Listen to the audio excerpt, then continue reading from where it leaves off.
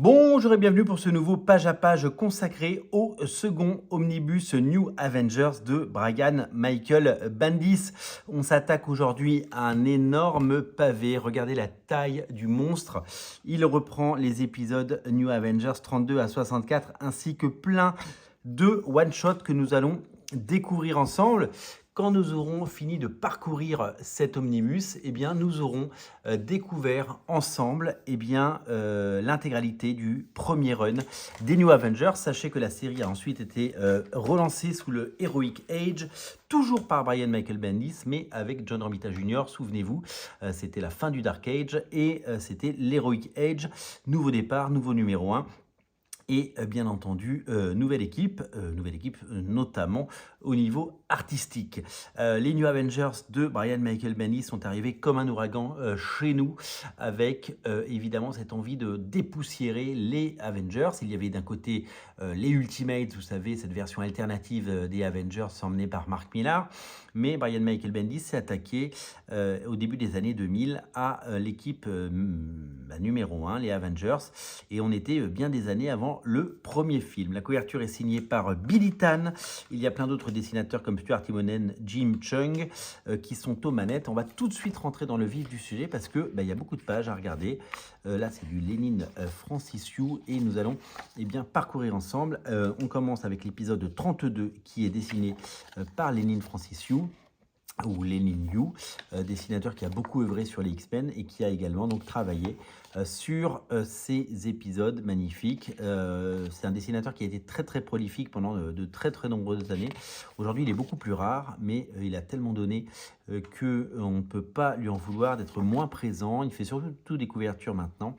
Mais c'est quelqu'un qui nous a régalé. Regardez sa magnifique Spider-Woman, un des piliers de cette équipe des New Avengers. Des épisodes que j'ai dû lire il y a bien longtemps, que je ne dois pas forcément posséder, donc je suis ravi d'avoir cet omnibus. Je crois que nous sommes sur des épisodes qui sont des tie-in à Secret Invasion, lui-même de Brian Michael Bendis, puisque je crois que le personnage de Spider-Woman n'est pas loin d'être un Skrull. Donc attention, spoiler.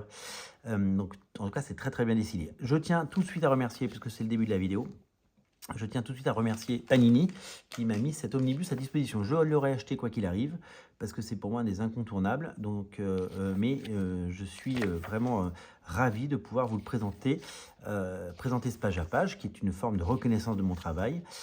Et ça, c'est quand même étonnant et quand même génial.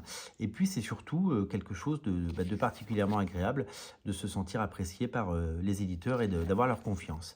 Et puis, en plus, c'est bien d'avoir pouvoir vous montrer ce bouquin. Regardez le Wolverine des New Avengers par Lenin Francis Yu qui l'a longtemps dessiné. Donc c'est vraiment lui qui dessine tous ces arcs. Regardez comme c'est super chouette, c'est vraiment graphiquement très très impressionnant comme toujours.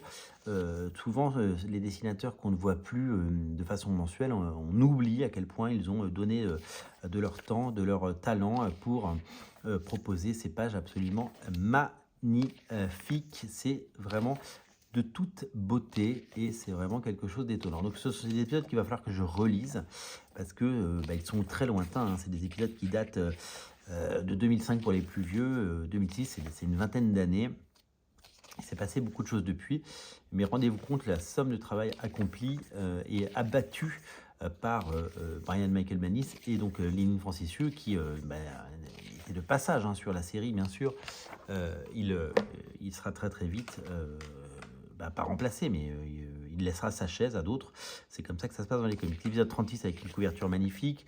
La Spider-Woman de Lenin Francis Yu a une poitrine généreuse. Nous avons ici donc les personnages de Jessica Jones et Luke Cage qui ont eu un bébé. Voilà, Jessica Jones, personnage créé par Brian Michael Bendis dans la série Alias, et qui a donc droit à sa propre qui intègre les Avengers. Donc il y a beaucoup de, on est très dans les années 2000, il y a des vestiges des années 90, il y a beaucoup de femmes sous la douche, mais bon, il n'y a pas de nudité, c'est rien de graveleux. Cette couverture donc magnifique qu'on a vu tout à l'heure en vignette, épisode 37 pardon. épisode 37 qui, bien entendu, eh bien, nous est 100% action et vraiment nous régale. New Avengers Annual 2, couverture de Jim Cheung et dessin. Est-ce que c'est les dessins de Jim Cheung?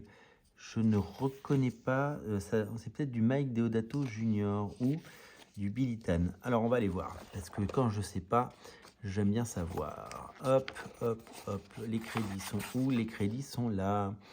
Dessin, c'est Carlo Pagaluyan. Carlo Pagaluyan qui avait dessiné des épisodes de Planète Hulk, souvenez-vous. Pas World Hulk, hein, Planète Hulk. Donc voilà, un annual qui, ma foi, est plutôt bien dessiné, avec un Carlo Pagaluyan assez inspiré, il faut le dire. Donc disons-le, n'ayons pas peur des mots. Voilà, donc les annuals, je vous rappelle, sont ces épisodes qui permettaient à Marvel, qui sortait 12 épisodes par an, d'en proposer un 13e, voilà, tout simplement. Donc ils s'appelaient ça des annuals. Là, on arrive sur la série Illuminati, qui est ressortie il y a quelque temps en version, vous l'avez peut-être vu, en version must-have. Une mini-série qui met en scène donc les Illuminati de Marvel, le professeur Xavier, Namor, Reed Richards, Iron Man, le Docteur Strange et Flèche Noire, qui donc se réunissent pour comploter, enfin en tout cas pour sauver le monde. Et c'est magnifiquement dessiné par Jim Cheung, pareil, un dessinateur qu'on ne voit plus beaucoup, mais quel talent, il avait fait les Young Avengers bien entendu. Il a fait plein de choses magnifiques et c'est un dessinateur vraiment exceptionnel, Jim Cheung. Je me souviens de ses débuts chez Marvel dans les années 90, dans un style très manga, on va dire, un style très haché. C'était pas à ce niveau-là et c'est un dessinateur qui a progressé et à l'aube des années 2000, il était déjà très très bon quand il bossait pour CrossGen. Et quand il est arrivé sur la série chez Marvel par la grande porte, eh bien, il a fait des merveilles, voilà, tout simplement. Et on le voit sur ces pages qui sont tout simplement magnifiques. Voilà, un travail de titan pour un très très grand dessinateur et qu'on aimerait évidemment revoir sur un projet. Oh, le Beyonder qui revient. C'est cool, le Beyonder de la première Secret Wars. Ça, c'était un personnage que qui me fascinait, que j'avais beaucoup aimé à l'époque. Donc voilà, donc des conflits, des discussions, un arbitrage. Qui faut-il sauver? Qui sommes-nous? Sommes-nous juges? Sommes-nous bourreaux? Les Illuminati prennent des décisions qui impactent notre quotidien, un peu comme dans la vraie vie finalement, pour ceux qui croient aux reptiliens et à toutes ces sortes de choses, bien entendu. Là, on se rend compte que oui, Elektra était une Skrull, voilà, c'est ça. Donc c'est vraiment des tie-in à Secret Invasion. Alors non pas le Secret Invasion affreux de Disney+, hein, qui était une série complètement ratée à tout niveau. Non, le Secret Invasion qui est disponible en Deluxe. Là, nous sommes sur quoi? Nous sommes sur New Avengers 38 avec une couverture de Marco Djurdjevic. Donc, bref, visiblement, Lénine Francischou a laissé sa place. Et au dessin, eh bien, je pense que c'est Michael Gaydos. Michael Gaydos, qui est donc le dessinateur d'Alias, co-créateur d'Alias, et que Brian Michael Bendis a réussi à faire venir sur la série mère. Donc, parce que c'est vrai que la série Alias, c'était une série qui était dans un label qui s'appelait Max. Ok, ça avait un rapport avec le reste du Marvel Universe, mais ce n'était pas non plus la série qui était la plus... elle était hyper adulte, le ton était très différent. Épisode 39, couverture de David Mack, et qui dessine? Est-ce que c'est David Mack qui dessine? Bah si, c'est lui. On va regarder. Ah bah, New Avengers 39, parce que peut-être qu'il dessine et qu'il ne peint pas. C'est possible. New Avengers 39, c'est David Mack qui dessine. Eh ben, j'avais complètement oublié que David Mack avait dessiné dans un style beaucoup plus classique. Dans un style qui n'est pas peint, hein, on connaît son travail de peinture, mais je suis ravi de découvrir ça. Je crois que j'avais pas dû lire ces épisodes, hein. Clairement, toute la première partie de New Avengers, je l'ai lu. En fait, je suis comme beaucoup de lecteurs, hein. Je débute des séries et puis je les finis pas forcément. Épisode 40, avec une couverture de Alexis Briclot, fantastique dessinateur français qui travaille énormément pour Marvel Studios sur des concept art. Voilà, et Jim Cheung au dessin. Donc Jim Cheung, après avoir fait la série Illuminati, est venu eh bien, nous éclabousser de son talent sur cette série et nous a tout simplement régalé. les parce que c'est de toute beauté. Ensuite, on arrive sur l'épisode, on est quoi là? Épisode 41, toujours une couverture de Alexis Briclot, et l'épisode 41 et quant à lui dessiné, je pense que ça va savoir, c'est Billy Tan. Voilà, 41. Donc, et le 42, ce sera qui? Le 42, c'est Jim Cheung qui revient. Alors Billy Tan, c'est compliqué. Billy Tan, c'est un pur son Spider-Man est bien là, je dois l'avouer. C'est un pur produit Topco. L'école de Marc Silvestri, le label, hein, qui a vu naître Cyberforce, Darkness, Witchblade et toutes sortes de séries. Et c'est un dessinateur qui, je trouve, bien qu'élevé et biberonné à l'école Marc Silvestri, n'a jamais été aussi doué que tous les autres élèves, comme Michael Turner, comme Joey Benitez, comme David Finch, tous ces gens qui ont explosé chez Topco, et bien lui, il était un tout petit peu en dessous. Et quand il est arrivé chez Marvel, ça c'est magnifique, ça c'est du Jim Cheung. Jim Cheung, c'est quand même autre chose. Jim Cheung, c'est vraiment, vraiment le haut du panier. Là, on se régale. Et c'est sexy en diable et c'est absolument maîtrisé. On revient sur... alors, c'est pas nul, hein. Quand je regarde ces pages, je me dis que ça va, ça passe. Mais c'est assez classique, ça manque un petit peu de personnalité. C'est propre, hein, mais Billy Tan, c'est pas un dessinateur qui m'a transcendé. Il a fait un peu de X-Men, il a fait pas mal de choses. Il est parti faire du Green Lantern chez DC Comics. Je serais incapable de vous dire ce qu'il a fait récemment. Il a un petit peu disparu des radars, mais voilà, il avait œuvré. Et j'ai un peu le sentiment, parce que cette série compte 64 épisodes, comme on l'a dit en préambule, que malheureusement, sur les séries au long cours, comme New Avengers, hein, sur les premiers numéros, les premières dizaines de numéros, bon là c'est le retour de Jim Cheung, donc on se régale. Mais on a souvent des très très bons dessinateurs, et puis après, ils ont tendance à mettre des gens qui bossent vite, des gens qui deliver. Est-ce que là on est sur un tie-in House of M? Eh bien, c'est pas impossible. Et donc, souvent, on a des dessinateurs qui sont un tout petit peu moins bons, ou des dessinateurs on va dire, de seconde catégorie. Alors, je dis ça, mais les pages que je vois sont plutôt propres, et là, c'est encore du Billy Tan, vous voyez. Donc, je ne suis pas non plus aussi incisif que ça. Mais, voilà. Donc là, c'est Billy Tan et Michael Gaydos. Donc, c'est vraiment deux dessinateurs très différents qui se partagent ce numéro et avec des styles vraiment différents. Couverture de Alex Maliv, et donc là on est sur la mini-série Secret Invasion, donc c'est un tie-in à Secret Invasion, Dark Reign, donc on va vraiment arriver sur le Dark Reign. Et ben c'est Alex Maliv qui est au dessin, donc Bendis et Maliv, vous le savez, son amant a une tête bizarre, son amant on dirait un petit peu le voisin qui bricole sa voiture le dimanche dans votre allée, quoi, vous voyez. On est vraiment sur graphiquement, bon, j'aime beaucoup Alex Maliv, moi, donc je vais vraiment pas me plaindre de ce niveau de dessin. Ça, c'est la couverture qui a servi à l'omnibus. Alex Maliv, ils ont bossé très longtemps sur Daredevil ensemble. Et en fait, tous les deux numéros, on a un numéro de Billy Tan, et tous les deux numéros, on a un fill-in, en fait. Alors, est-ce que ça sortait 2 fois par mois à l'époque, ou est-ce que c'était voulu comme ça, parce que Billy Tan sortait un numéro tous les 2 mois, que c'était un peu lui la star? Là, il en fait un deuxième d'affilée, vous voyez. Donc, hop, je dis des bêtises qui se contredisent dès que j'avance. Donc, voilà. Donc, globalement, c'est un peu le haut du panier, quoi. Globalement, c'est assez graphiquement parfait. Il n'y a rien à dire, il n'y a pas de mauvaise note, il n'y a pas de fausse note. Marvel l'a souvent fait, hein, d'avoir des dessinateurs invités comme David Mack ou Michael Gaydos sur des pages. Là, c'est le retour de Michael Gaydos. Là, il y a un peu tout le monde là. Ça, c'est Michael Gaydos. Ça, c'est on reconnaît Alex Maliv. Voilà, là il y a pas mal de dessinateurs invités. Est-ce que ce serait pas est-ce que David Finch serait pas revenu faire une page? J'ai l'impression que dans cet épisode, il y a des dessinateurs invités. C'était l'épisode 50, c'est pour ça. Sur l'épisode 50, il y a plein d'invités. On arrive au épisode 51. Rendez-vous compte déjà que le temps passe vite quand on s'amuse.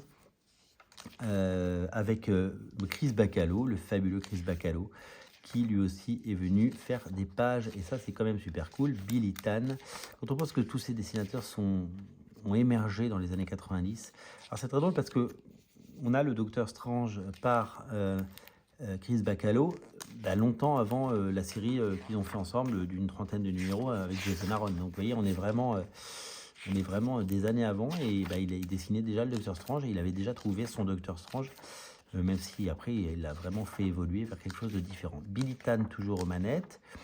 Hop, là, clac. Bon, j'espère que ces pages vous plaisent et j'espère que ce page à page vous donnera envie de découvrir ces omnibus. En tout cas, moi, je prends un vrai plaisir. Et vraiment, si vous prenez les 2 omnibus, vous avez une histoire complète. Alors, vous n'avez pas les crossovers, parce que les crossovers, c'est différent. C'est pas la série New Avengers. Mais Jim Chung refait une couverture. Et est-ce que c'est lui qui dessine? Ouais, ça a l'air d'être lui qui dessine aussi. Dans un style un petit peu plus... il est revenu, Jim Chung, fidèle et talentueux à son image, toujours impeccable. Et donc voilà, oui, donc là on entre vraiment dans le Dark Reign, et là on arrive avec Stuart Timonen. Ce mec, il a tout dessiné chez Marvel, il a fait du Spider-Man, du Ultimate Spider-Man, il a fait du X-Men, il a fait du Ultimate X-Men, il a fait du Ultimate Fantastic Four, il a fait du Fantastic Four, il a fait du Avengers, il a fait du New Avengers, il a tout dessiné. C'est une brute épaisse, il sait tout faire. Il a travaillé avec Mark Millar, bien entendu, sur Impress, on attend le volume 2, et sur, bien entendu, Magic Order volume 2. C'est vraiment un très très grand, et Stuart Timonen, c'est vraiment génial. Donc là, en fait, c'est en train de démentir ce que j'ai dit tout à l'heure, c'est-à-dire que plus on avance dans la série, ils ne mettent pas des seconds couteaux, ils mettent des très très bons. Et Stuart Timonen en fait partie.